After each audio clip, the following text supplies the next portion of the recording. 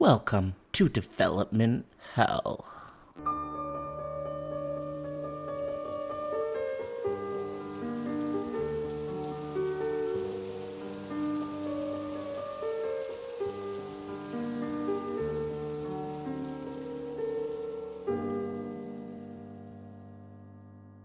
For every horror movie to hit VOD, there are countless others that end up DOA. Development Hell is the podcast dedicated to unearthing these plagued horror productions. We're going to find out what went wrong and then decide if it still stands a shot at the green light. I am your host, Josh Corngut. I am a filmmaker in Toronto, Canada. Development Hell is a proud member of the Dread Podcast Network. Today we have a brand new episode. We're going to be talking about Cary Fukunaga's unproduced It adaptation. That's right, that's Stephen King's It. We are joined today by an extra special guest, Mrs. Emily Gagne.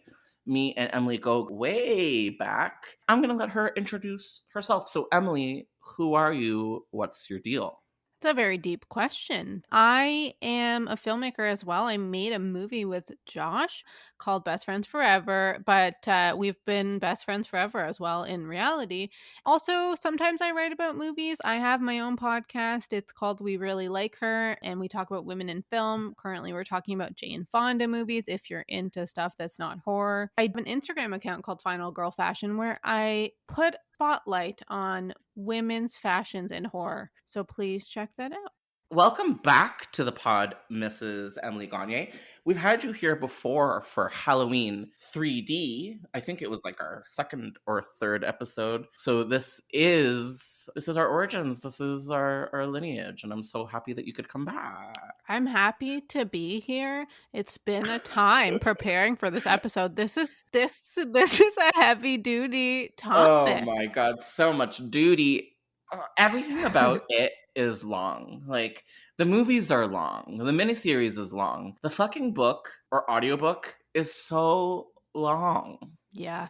You showed me like your progress as you were listening to the audiobook, and I was like, oh my god. It's by far the longest audiobook I ever listened to. It was 42 hours long. Wow. And you know what? It was great. Like, I say that like I hated it.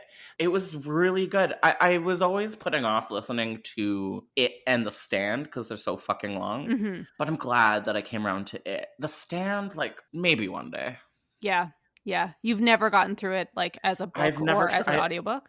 No, nothing. I've only watched the miniseries, which actually I liked quite a bit. Yeah, I feel like that is still a popular one with people. Not the recent The Stand we're talking about. Not the new one? Not the new one, which I feel like kind of fell off the face of the earth. Like it was like happening and then no one's talking about it since then. Yeah, it's not a good sign. No, I'm not interested. Emily Gagne, what is your relationship with the It franchise? Like, where does it all go back to? What were your first impressions? I feel like many people around our age, millennials, I feel like our first introduction to it was not actually the book itself, but was the miniseries from 1990.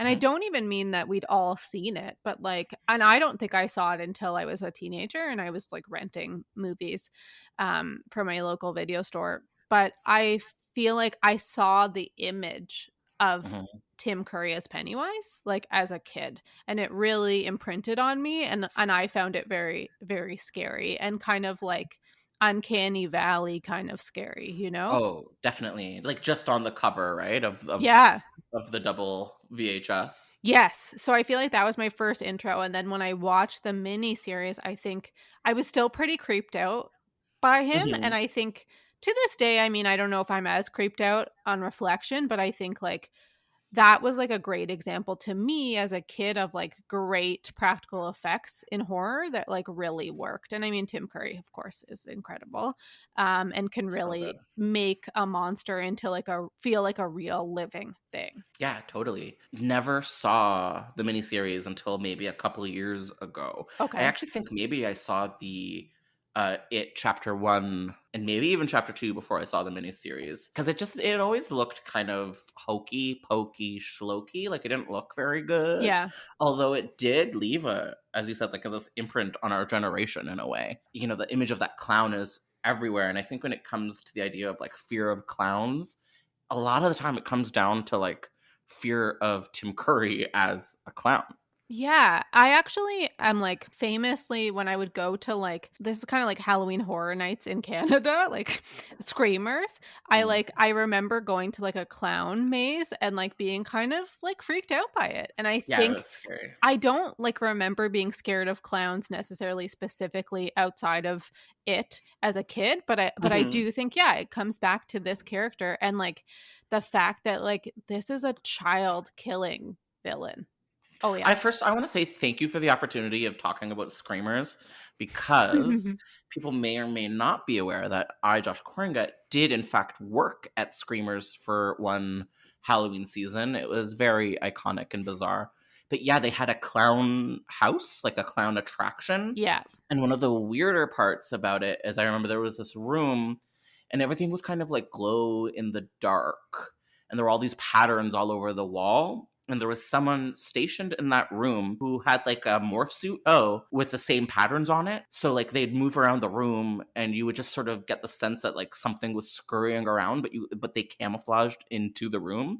It Mhm. was too much. Too scary. And I would say maybe that this Pennywise is sort of maybe his most famous property, like his most famous antagonist, would you say? I also think Jack Torrance is pretty famous. I don't know if people know, like, if you're not a horror person, if you even know, like, that his name is Jack Torrance. Like, I feel like you would be like, Mhm. Jack, maybe. But Pennywise is so, like I said, like, from kids to adults, you know who Pennywise is. And Oh yeah. especially now that there's these newer its, I feel like this whole generation of kids now thinks of Pennywise as their, like, horror icon. I was actually, like, while I was rewatching It Chapter 1 and It Chapter 2, I like was making sort of like a rundown of like horror icons by the decade. And I Mhm. was like, the 70s was like Michael Myers and Leatherface, the 80s, Jason and Freddy, the 90s, Ghostface, the 2000s, I'm going to say Jigsaw, and Mhm. then the 2010s, Pennywise, you know? Absolutely correct. Which Pennywise do you prefer? What are their names? So we said Tim Curry, Yeah. and then we have a Skarsgård. That's Bill. Bill. Bill Skarsgård. Yeah. Mhm.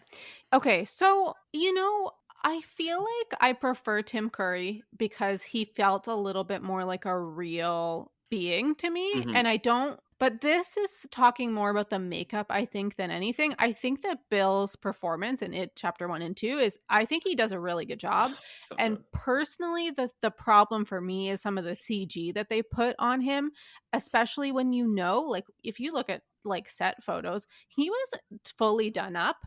Oh So yeah. sometimes when I see like the like weird like CGI eyes and stuff, I feel like it takes away from what is like a really impressive performance.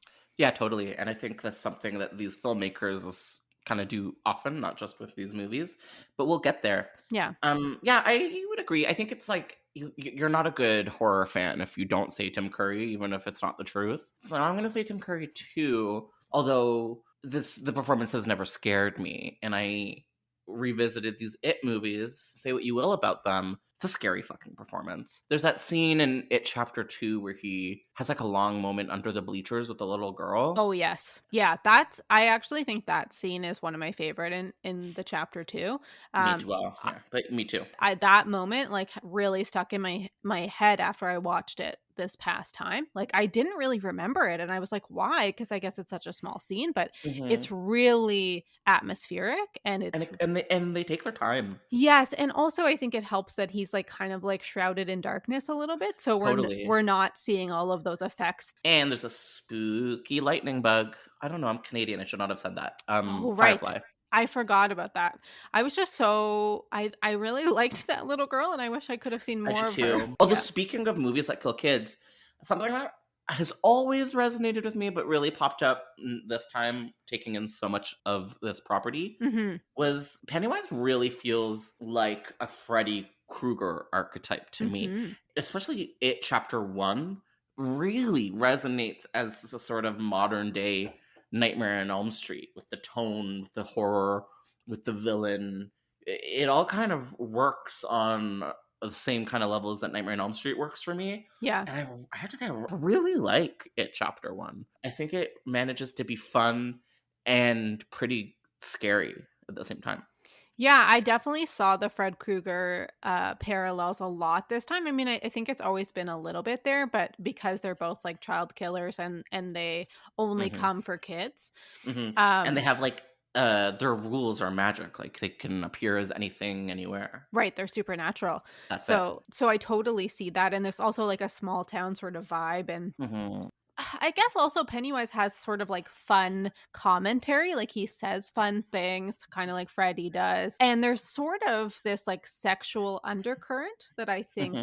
always comes through for me From Freddy. from Freddy, and but also I kind of feel from Pennywise. And I don't Mhm. know if you feel that like reading the book as much, but like when I was watching it chapter 1 and 2, especially 2, there's like the one scene where he like licks the glass where there's like a little kid Oh in yeah. the maze and stuff like that, where I was like, I don't know how I could not read this like a little bit Yeah, that sexually. was bizarro. Today's episode is going to be focused on Cary Fukunaga's It adaptation, which never got made. And ultimately, we're going to dig deep into Cary's version, as me and Emily have managed to read the 2014 draft that Cary wrote with Chase Palmer.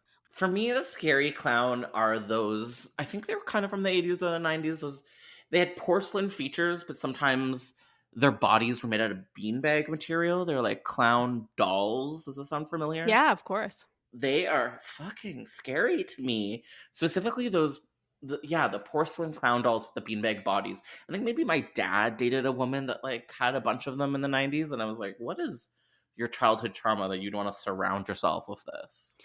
I also think it was like something that a lot of like little girls had when we were young, like in the like 80s and 90s. And I never Hmm. understood that. Like I never wanted a clown in my room. Like I never No, because you're understood. not. There's no death wish there. No, no. I mean, I liked dolls and stuff, but like they were Yeah. like looked like humans, the dolls Yeah, that I had, yeah, you know? absolutely. Yeah. No, that is scary too. That's also in my Wikipedia entry. But I think in general the thing that's scary about clowns is just like the juxtaposition between the friendliness and the like scariness. Like it's just like a trust thing that I think like I've always put my back up against. It's like if somebody's being too nice to me, like if I'm at a bar and a man is being too nice to me, I'm like immediately like, no, thank you. Like this, Mhm, what is going on here? And so I think with clowns, it's like this person is smiling, but like what is going on behind them? mhm, You know? And definitely. I think that's kind of confusing as opposed to some of the other like villains like a Michael Myers or like a Jason where like we can't see their expressions and they're kind of like faceless, eh, No, you know, like demons in a but they're way. not pretending. They're not pretending to be a happy-go-lucky friend. Yes, yes, that's the thing is clowns are manipulative and I think that that's why so many Mhm. people can find them really scary. And of course, like think about I haven't even brought this up. Think about the clowns that we saw that were like appearing randomly. Remember that like one Oh my period where there god, was like clowns yes. that were just like showing up? Yeah, evil clown era. Do you remember when the worst issue we had to deal with were evil clowns just randomly appearing? Those were good Would days. you go back to that if you could? Yes, Yeah. although I don't know because then I'd have to face everything that was coming, and I feel like we just got out of all that. You're right. You're right. You're right. So maybe not, but I New. do miss the era of evil clowns.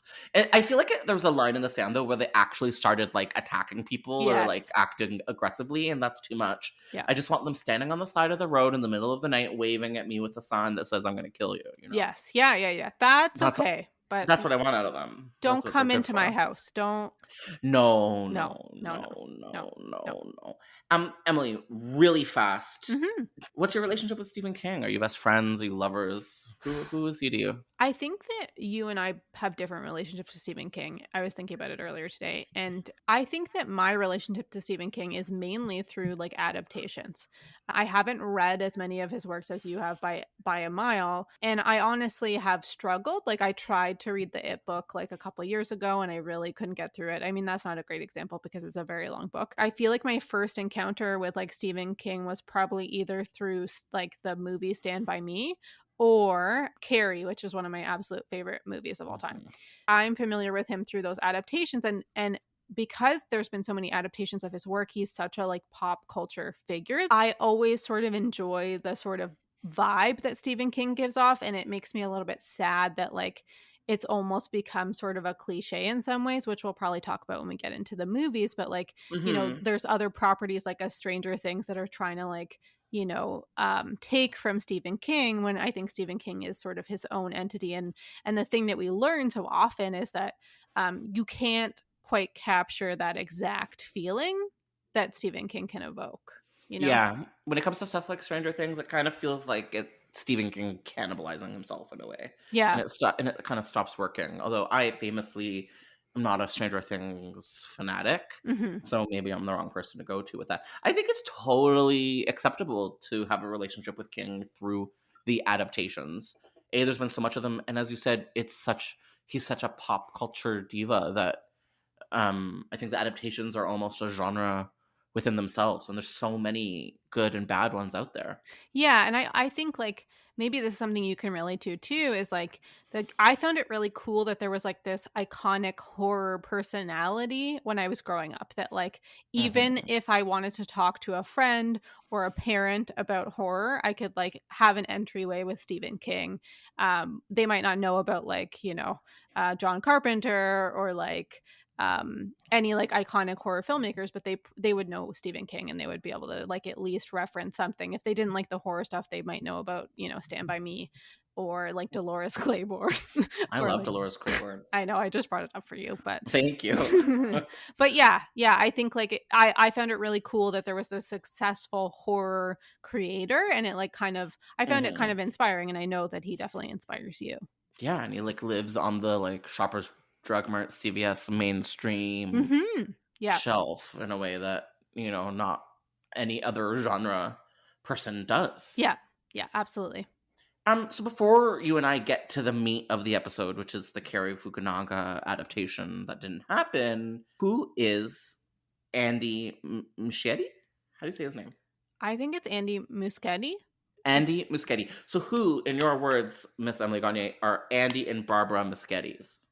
Well, they're a brother-sister duo, Cute. and they have made some horror movies. Like Mama was one of their major horror movies, which also starred Jessica Chastain, who stars in It Chapter 2. Yeah. And they sort of got involved in the It franchise a little bit later. Like this wasn't supposed to be their thing, but they have now owned the It franchise, and I think it sort of led to them having a lot of other horror opportunities. Like I don't think that they're Uh-huh. going away in the horror realm. No, it seems like they're staying because of the success of this movie. Yeah, Mama seemed to be uh like a pretty big success for them Hmm. out of the gate, and I got the sense that they were sort of given carte blanche in horror Hollywood to do what they want. I talked to a screenwriter a few episodes back that was talking about Hellraiser adaptation, and I know that Hollywood definitely pitched that to them and they passed. So it seemed like they were able to sort of pick whatever project they wanted, and I think they landed on this. I have mixed feelings about them landing on this. I do too. Hmm. You mentioned CGI being not your favorite thing in the world, and I think that's something that I think that's something that Mama suffered from, was too much CGI, and I agree preemptively with you that that carried over into these movies a little bit too heavily. Yeah. I'm guessing that I probably am a bigger fan of these movies than you are, especially the first, because the second one I don't feel the same way about. I like them. I would say that I actually liked them perhaps more on this recent rewatch. I Oh, think cool. I think that I like kind of had really high expectations going into the movies when we saw them in theaters, because I think there Hmm. was the weight, of course, of the miniseries that I was carrying with me, and the scariness of Pennywise. And I think that a lot of the trailers that we saw leading up to the release like seemed pretty good. Like Yeah. they really Yeah. picked the right moments to highlight, and they made it look Yeah. really scary. And so I really wanted to be scared out of my mind. And I will say that when I watched It Chapter 1 the first time with you, like I wasn't as scared as I I don't wanted think I to be. saw it with you, Em. No, really?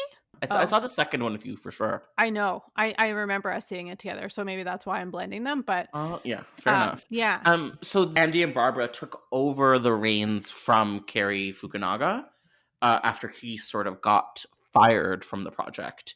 Another person that came on board was Mr. Gary Doberman.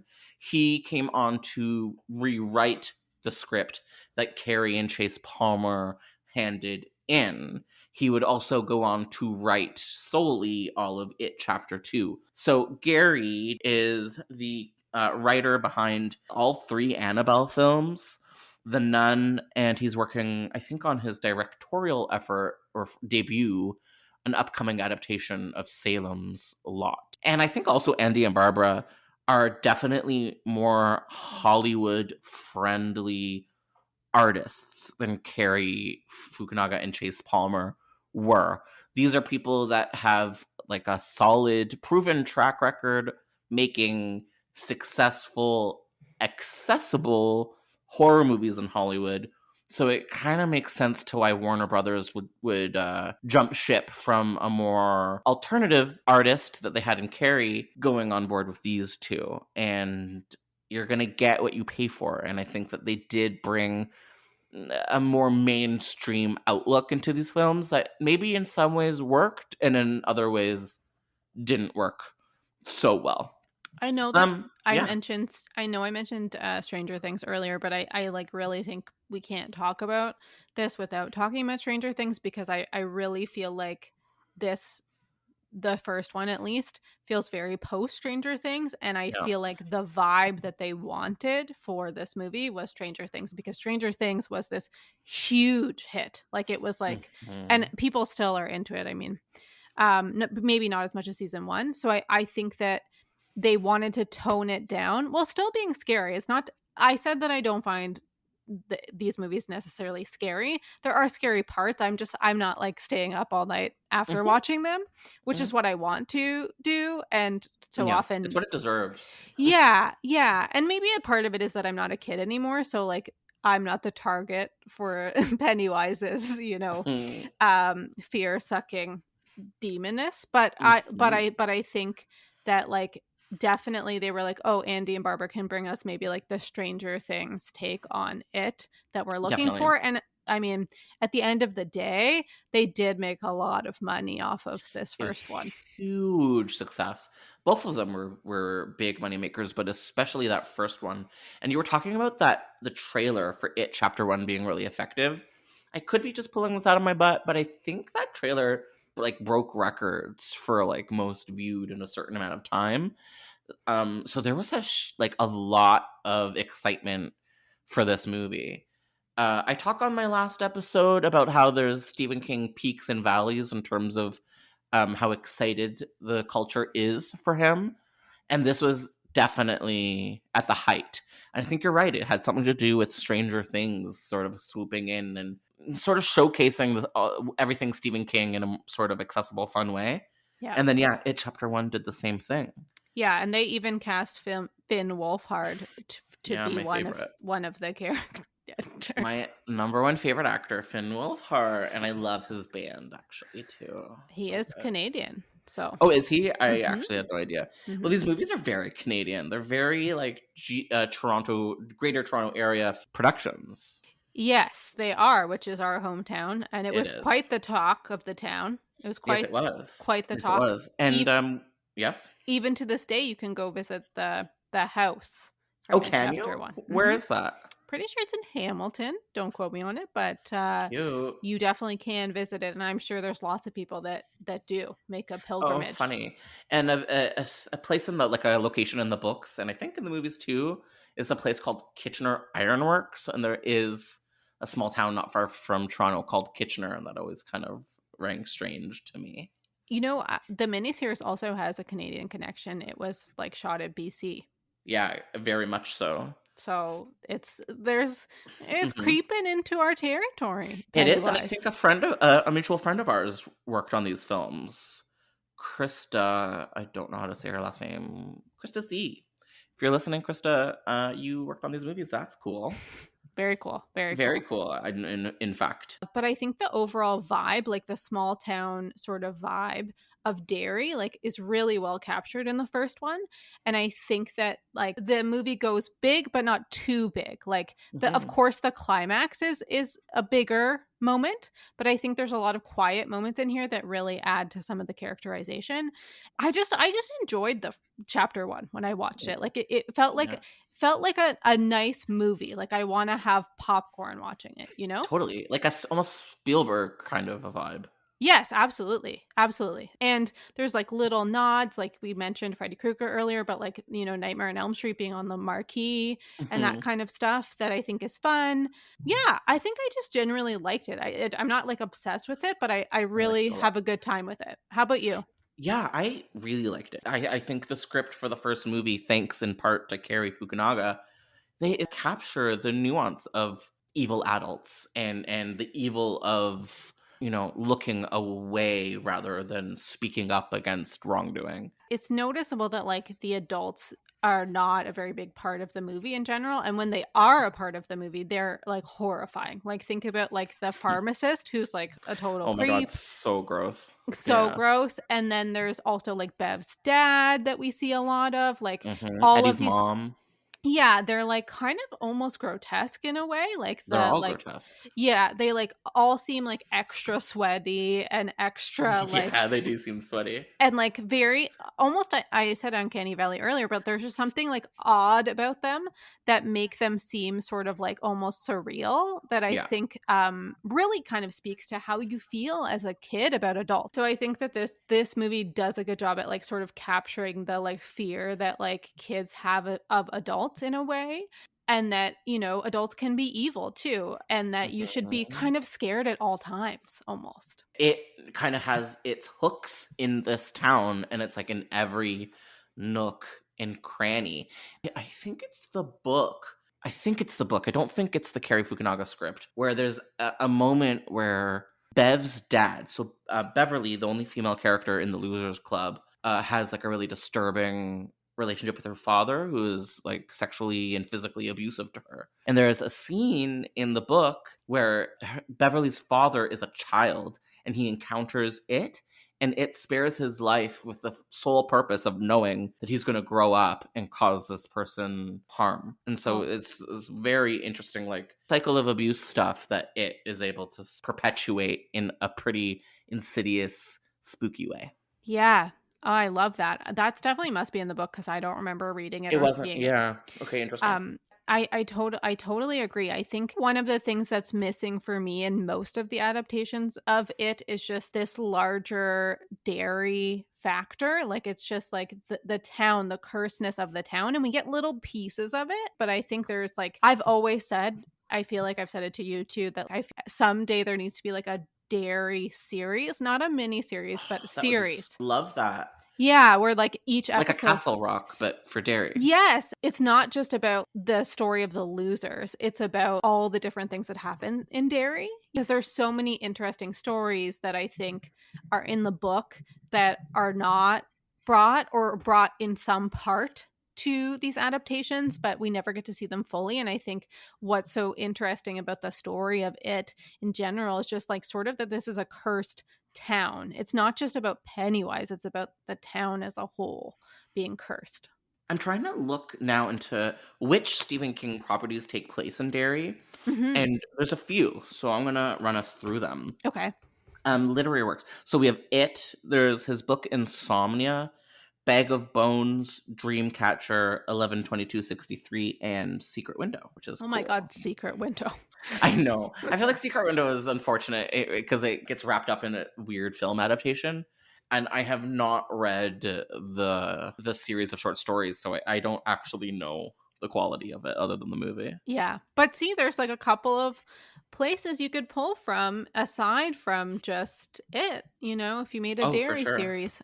I'm just saying. I'm here for that. I'm gonna make a spec. So, it chapter one was something important for us to tackle because the Cary Fukunaga script and failed production was basically just an alternative to It chapter one. Here's to Cary Fukunaga's version. Yeah. Question I wanted to ask you about It Chapter 2 before we move ahead is what do you think about the queerness in It Chapter 2? Yeah, so the queerness in It Chapter 2, I think in the book as well, is messy. There's queerness scattered throughout the book in different ways, like the homophobes that kill Adrian at the beginning, and then, of course, Richie being a closeted homosexual. And if you're gonna do that, like, I think you need to do that without having your foot on the brake. It just felt like the stakes weren't high enough, and it also felt like it was pussyfooting around the subject of homosexuality in a way where they just really don't need to be doing that in our God's Year 2019. It almost felt like they were scared of going full homosexual themes because they wanted to continue to have a good relationship with middle America. Like they just didn't, they had to keep it subtle so they didn't offend anybody. Yet they also kind of wanted to have it in there. So I think I'd rather just completely having them scrap the Richie being in love with Eddie stuff, or even just Richie being gay, because they offend me by only going halfway. Mm-hmm. It says to me, if you're too scared to talk about gayness, that you think gayness is, you know, something to shield people from when it's obviously not. So yeah, the queerness to me was half-hearted. Yeah, I do want to see more queer characters in horror, absolutely. But I don't, if you're going to do it, do it. I think I was talking to you to be like Eddie and Richie, and you were like before you had rewatched it, you're like, I don't even remember that was like part of it. Yeah, like totally. that's how insignificant that So relationship is. And I don't think that they, for me, made it clear enough. I understand that he's supposed to be closeted, but they didn't make it clear enough that there was that connection that he, or that feeling that he felt for Eddie. We saw him like sort of talking to another boy in a flashback in It Chapter 2, but we don't see that sort of connection. So it just felt like very sort of tacked on to me. Yeah. And then Pennywise screaming, "I know your dirty secret." It was like, Pennywise. Yeah, and then there was like the fact I was thinking about how like when the deadlights hit Richie and basically he's about to get swallowed up by Pennywise, it's sort of like a vaginal opening too, where Oh, I was weird. like, that's weird. I don't know if that was intentional, but I couldn't help but like read into it a little bit about I like, love it. you know, bit forcing something on him that he is Uh-huh. not natural or whatever. Yeah, or that would scare him. Yeah, and so anyways, it felt very sloppy to me, and I like the idea of Richie being queer. I think that's interesting, but I don't think it was handled in the right way here. No, and it kind of feels like gotta catch 'em all. Like we got a Jew, we've got a girl, we've got a black person, oh, and we've got a gay. You know, like it kind of feels like they're like trying to round out the spectrum in a way that they don't have to do. And I think all of these sort of marginalized types are not dealt with properly. I'm glad that they're all there, but they're all kind of half-assed. Yeah, I'd agree. I would absolutely agree with you. One moment that I always think about with the miniseries is that moment where adult Will is on his silver bullet bike riding it You mean with, Bill? oh, I said Will? Yeah. Because in Cary Fukunaga's script, he's Will. It's Anyways, so weird. Yeah. Yes, correct. Bill is on the silver bullet with his like wife riding on handlebars, and do you remember this scene? When does this happen? This is in the miniseries. It's like the end No, I of the don't remember miniseries. this at all. Yeah, she's like sitting on the What's her name? Audra? handles. Yeah, I and love Audra. it's Olivia Hussey that It's plays. Olivia Hussey. So Yeah. hot. More like Olivia Sexy. She's incredible, obviously iconic Black Christmas. I know. It's just a little bit hokier than I remembered it being. It made me go, oh, you know what? We were due for a remake. It was time. It was time for a remake. And there was never a proper feature film of this. Also, is that ponytail there till the end? Yeah. Does Bill have, why? 1990, why? It's so bad. It's And so bad. And it's often not in the shot, and he looks totally normal, if not kind of hot. Yeah. And then all of a sudden the ponytail makes it into the shot, and you're like, I do really like that Beverly is played by Emily Perkins as a child. So that's oh my pretty god. cool. Speaking of icons. Yeah. Bridget. Yes.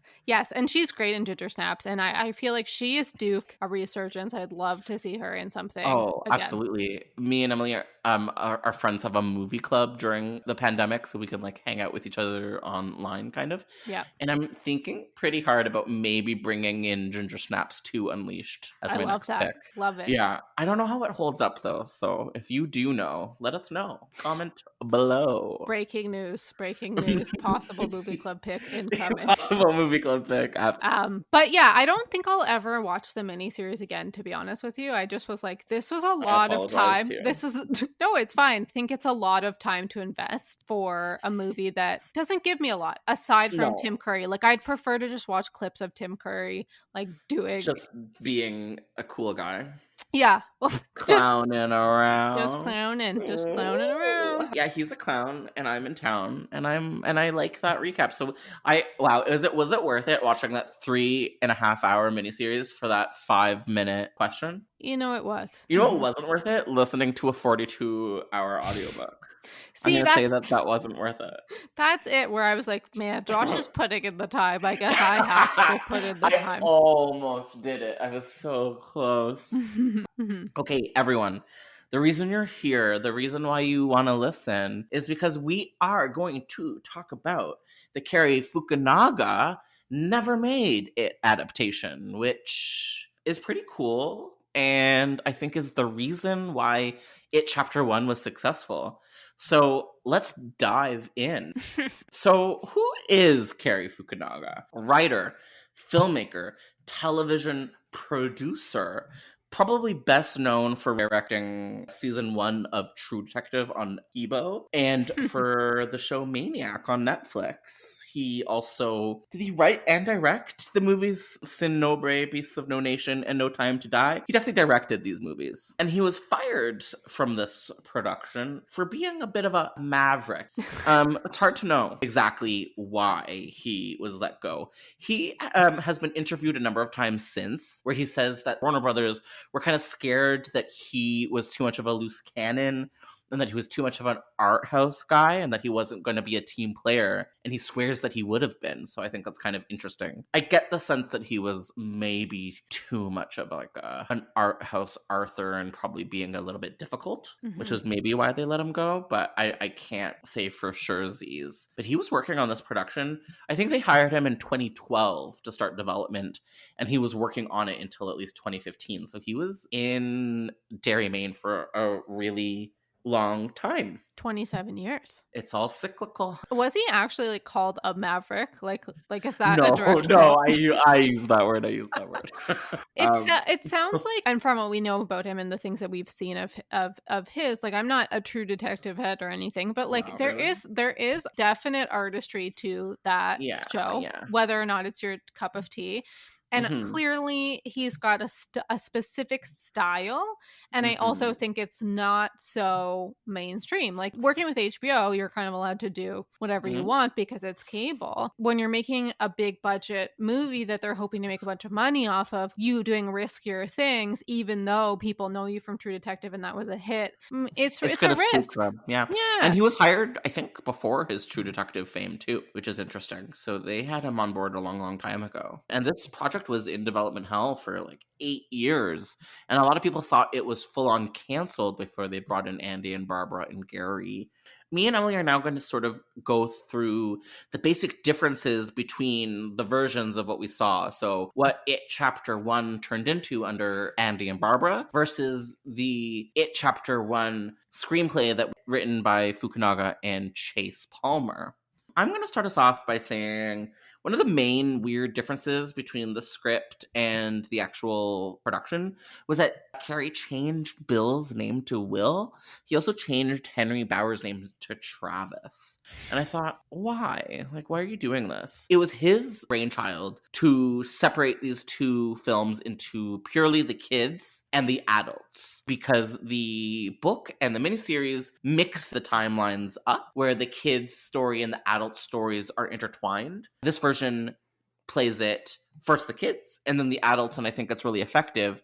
And another thing that they do is they make the kids era the 80s versus the 50s, which is when the King version takes place. So maybe Will and Travis were like more 80s names is the only thing I can think of. So there was more talk of homosexuality in the Cary Fukunaga version, but not necessarily in nice ways.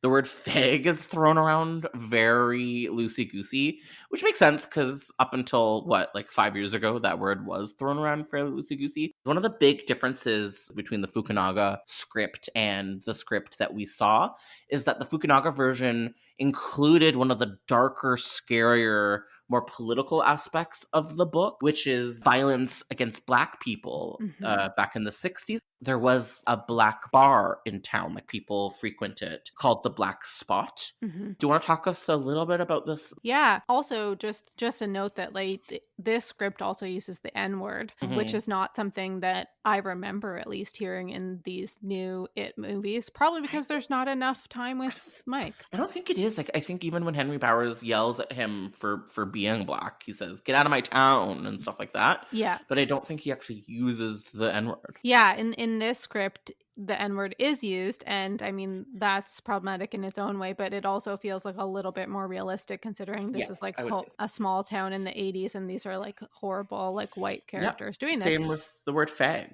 Yeah. To be honest. Yeah. But there is this interesting scene. You know, Mike gets a lot more play in this version of the script, and we also like spend some time with Mike's father, Leroy. Yeah. Yes, Leroy. And Leroy sort of basically starts telling Mike about something that happened to him when he was young, going to this bar called the Black Spot. And basically there was like sort of like a KKK like group that set this bar aflame. And then Leroy and his friends sort of had to escape. And in their escape, they happened upon Pennywise. I think that this script does a really good job at like sort of putting Pennywise in the background of so many different like events, which is sort of what he does in the book too. But this scene I think is particularly horrifying, maybe one of the most horrifying scenes in the script, to be honest. Yes, very scary. Because it's real life scary with the fact that there's like this KKK group, but also it's like supernatural scary because we have this Pennywise moment at the end. So I think that that's really effective. And then also something else that we see in this version of the script is Dick Halloran, who is in The Shining, also sort of has a cameo. There's quite a few Shining references actually in there this are script. a few Shining references, yeah. So Dick Halloran, correct me if I'm wrong, is Leroy, the father of Mike. It's his friend, and they're the ones that are able to escape the club that's burning down, and they witness all of these people burning to death in like really grotesque, realistic ways. Yeah, and I think like what makes this so effective is you're like this kind of stuff, like aside from the fact if it or Pennywise is part of the town, aside from this being Derry, like this is something that could actually happen. And this is the way that it is able to navigate and hide in these spaces by playing off of things that could actually happen and manipulating people into doing stuff like this. Yeah, like he orchestrates the White Hood KKK types into burning down this building. Leroy says like they were under the control of the clown. Yeah.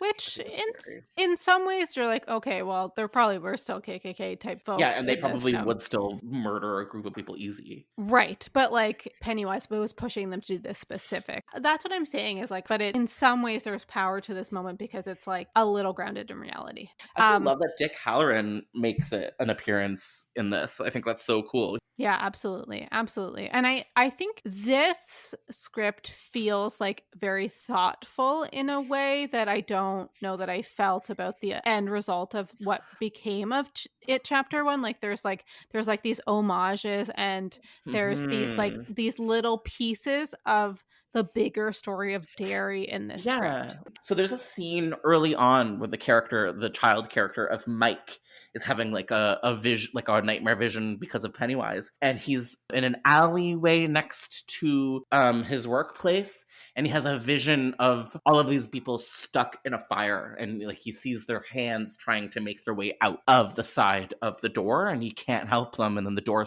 swings open and he sees the silhouette of the clown, and that's as deep as they touch on the subject of the Black Spot in It Chapter 1. Yeah. And it's effective mostly if you've read the book. If you haven't read the book, I don't think you would understand exactly what was going on. I suppose it's also like the idea that Mike's parents are they in It Chapter 1 and 2? Right. They are. It's his uncle that he's working for. Yeah, well, like they show like a newspaper clipping basically alluding that Mike's parents are crackheads. That's what they say in the movie. Oh. I'm not saying crackheads. And that they died in this fire of being crackheads. Um, Oh, so I didn't catch that am on I either am I viewing. wrong? Am I wrong? I hope No, I'm I not believe wrong. you. I absolutely believe you. And so I found that to be a little bit weird and like a little bit racist in a way. Whereas I think in this Cary Fukunaga script, he actually has a relationship with his father that we see on screen, like I mentioned earlier, and his father has cancer in it. It felt like a story that like was grounded in real life as opposed to sort of like trying to make it over the top. And again, we only have so much time, so I guess that's what happens when you have to split this like huge story into only two parts. But I think Mhm. that like for me, the Mike character really stood out as more developed in the Cary Fukunaga Yes, script. I agree. And they pull from the book more effectively because this is one of the more effective, scary political moments in the book that they just sort of scrap completely from the first movie. Yeah, so I found that part, like, as much as it's very disturbing, very effective. And there's a couple other moments that are pulled from the book. Yeah, let's get into them. There's this pretty scary scene that maybe you can summarize about Yeah, the axe scene. yeah, so there's a scene in the book and in the Cary Fukunaga script, which is another flashback to the history of Derry, where it goes back to like 1899 to this very old timey saloon. And then there's a segment where a character by the name of Claude is playing a poker or something, and then it doesn't go the way he wants it, and he slaughters a bunch of people with an axe in the saloon. And it's an extremely gory, really frightening scene. And one of the reasons why it works so well is because it shows that the people not getting slaughtered, like the bartender and other people around them, like hardly notice it happening. And you see that the clown is sort of just there as like the marionette master puppeteering all of this carnage, and everyone else turns a blind eye. And it's one of the more effective scenes to show, like the disease of Derry, about how everyone accepting of all of the terrible things happening around them as long as it's not affecting them directly. And it's like Mhm. it's a really brutal scene. Like you have like arms and legs sort of flying around, and one guy begs for his life because he just got married, and it's like it's brutal. And I wish that they had kept it. Yeah. I mean, that would have been like a gore fest, which I think would have been Cool. awesome. And I love that it's sort of the end of the scene is like he's killed all these people and like sits down to drink a beer that's left over. It's Yeah. Yeah. that's Yeah. how much he's taken over by Pennywise. And Pennywise is also like sitting at a He's like right piano or there. something. Yes, and he's playing the piano. Yeah. Maybe, yeah, Yeah. it's really weird. Well, because in the It chapter one that we got, it's all just like information dump. This is like a library project where we learn about the history of Derry in a very traditional horror movie way, rather than actually showing some of this historical stuff in all of its gory glory. I was really taken by these flashback scenes reading this script. I was like, man, this is what I was wanting. This is what I was Me too. craving.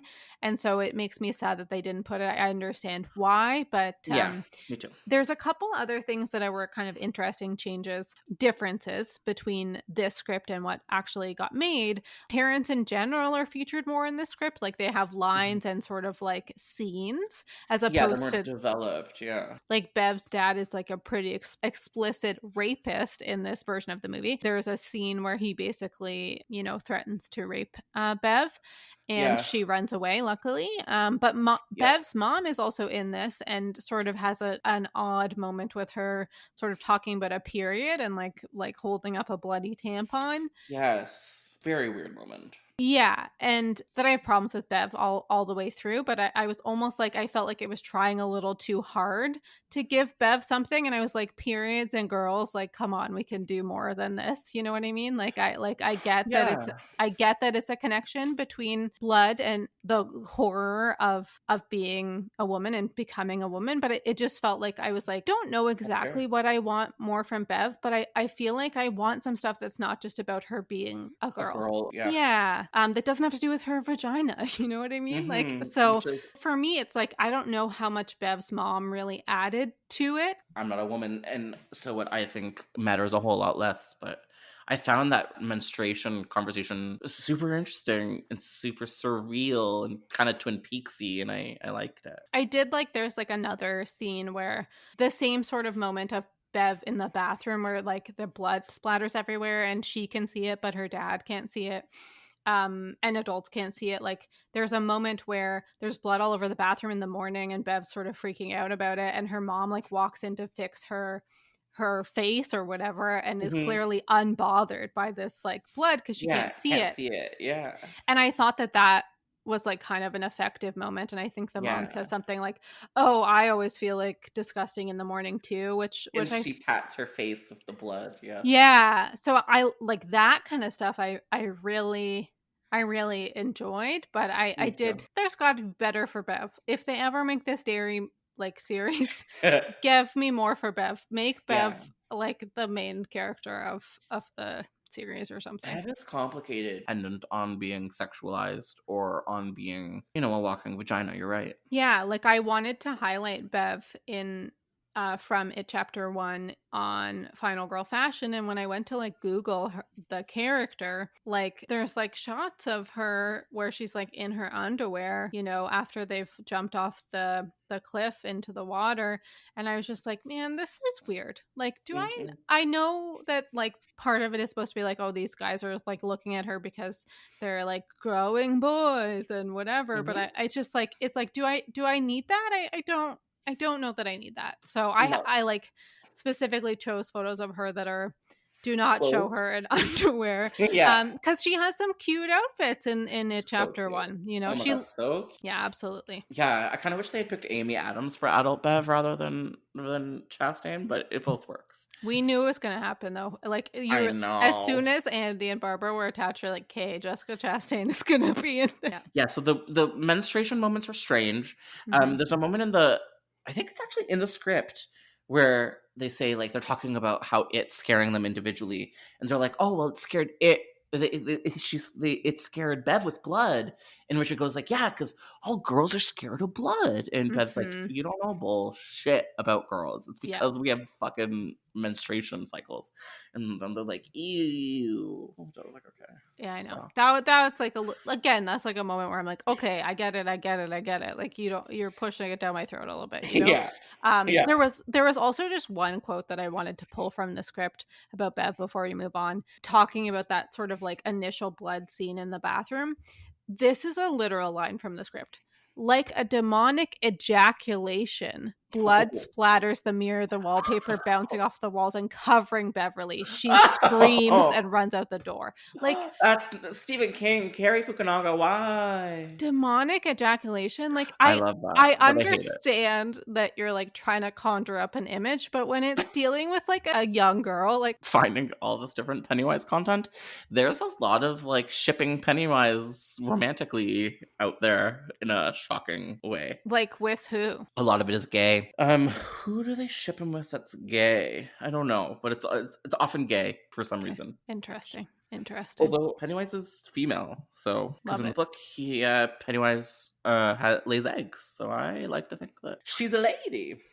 One of the last major differences between Cary Fukunaga's script and the one that we ended up seeing in chapter 1 is with Stan, the Jewish character. So there's this moment early on where Stan encounters a nude ghost as sort of his vision of terror in the basement of the synagogue where he's practicing for his bar mitzvah. And there's a moment where he goes downstairs, and in the Jewish culture, there is something called a mikveh, which is a bath where women go to sort of cleanse themselves after they menstruate so that they can engage with the Torah. On the Orthodox level, women are not sort of permitted to touch the Torah at all, but if they are to be around it, it's not allowed on their periods. And so they have to sort of bathe in the sacred bath where Stan encounters a naked woman. It's very much like the scene in The Shining where Mhm. Danny encounters the naked lady in the bath. So she appears and she's like, "Oh, I'll show you mine if you show me yours. Like, you're gonna be a man soon." And she stands up and she's like really disgusting and falling apart and like very much like the woman from The Shining, to the point where it may even be a reference.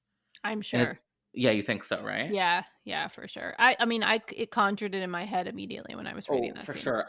I love it. I love all of the Stan horror. I think they really did it effectively in It Chapter 1 with the painting. of the Mhm. woman, because I think that's like a very common sort of kid fear. You'll see something kind of normal like an abstract painting and it'll evoke fear and terror in you for some reason or another. But this was good. I really liked this version of events. I think again, I feel in general that like all of the kids were like almost more developed in this version of the script, and I Hmm. think Stan gets a little bit more like that moment is really interesting in it chapter 1, but I feel like other than that, like I don't spend that much time with Stan, and then of course we know what happened to him in it chapter 2. Hmm. So I appreciated this moment where it was also like engaging with his religion, which is part of his story. And in the script too, I think they make a little bit more with his bar mitzvah.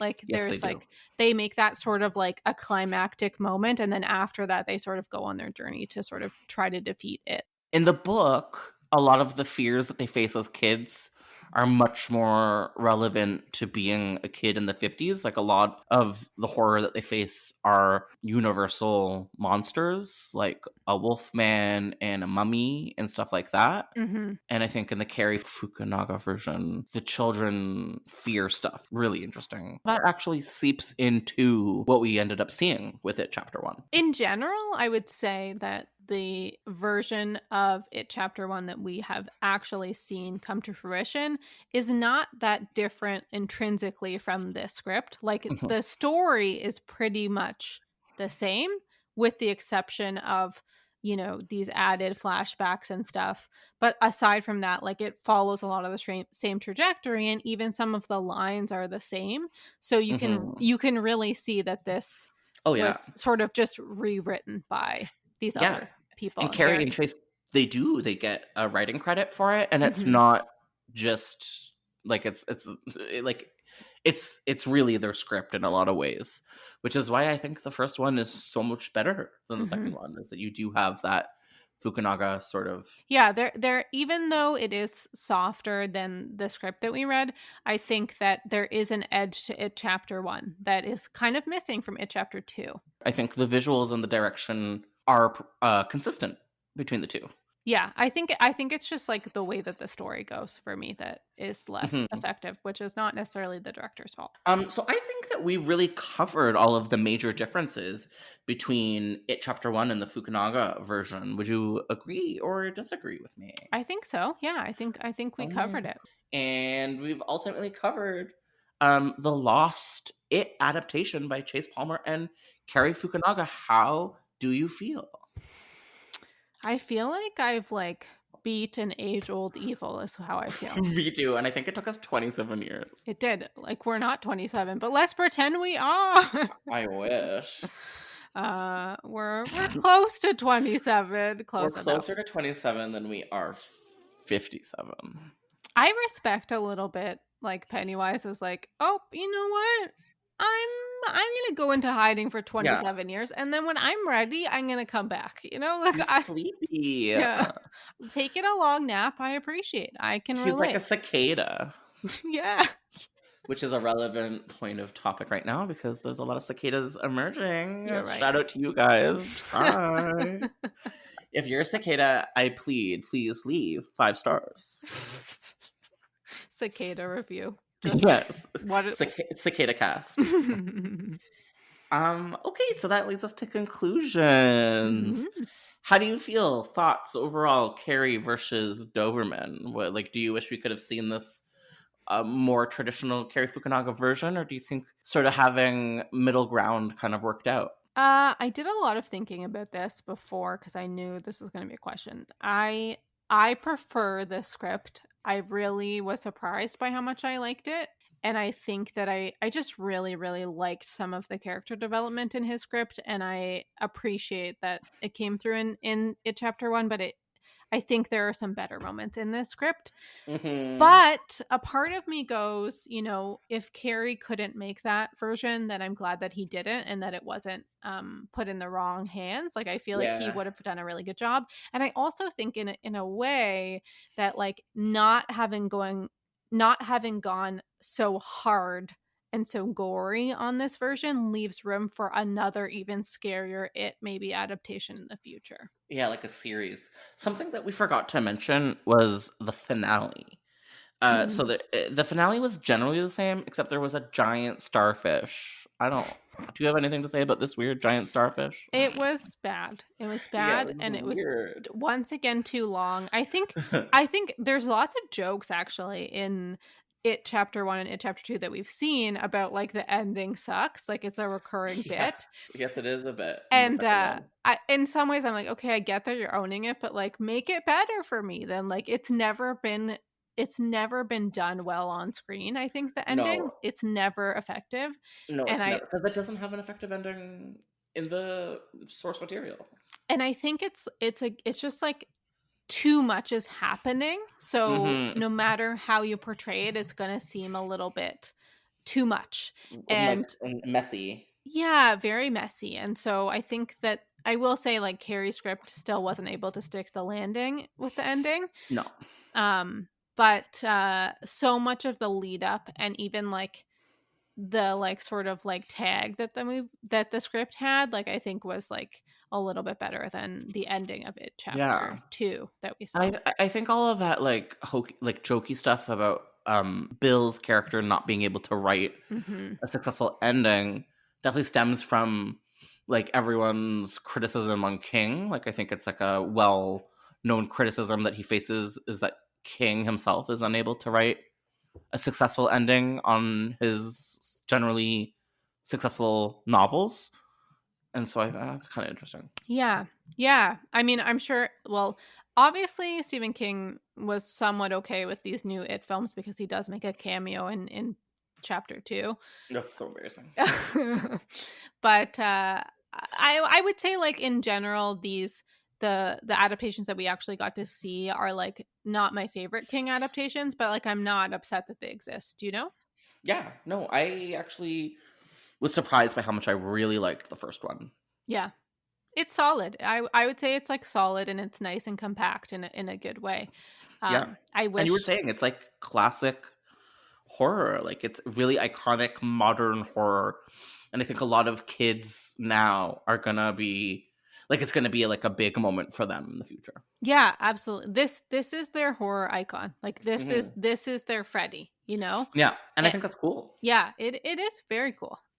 So in I mean, I think we're gonna see Pennywise like for years to come. I've seen him at like horror mazes, like walking around, you Cool. know? So Yeah. Although I will say, even though we should have said this earlier, I'm not obsessed with this design for of Pennywise. Pennywise. Yeah. Hmm. So trying a little hard in my opinion.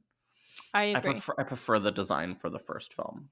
Yeah, I'm with you. I'm with you. That I get like I said, you know, a couple times. It's just like I think the simplicity of the makeup that they did on Tim Curry really is effective because the thing is, it can be so many different things. But I feel like when it is being Pennywise the clown, like Mhm. he should be a clown and should be like feel real as a clown. And I think that there is a like you're saying too much going on Mhm. with his makeup and everything in these versions. Although I do kind of like that one small scene in It Chapter 2 where he's like putting his makeup on his face. I Yeah. found that kind of interesting. And I have a feeling, because we'll never know, that Cary Fukunaga would have gone like a sloppier way with the clown makeup on Pennywise if he had I agree actually with you. directed it. Yes. Yeah.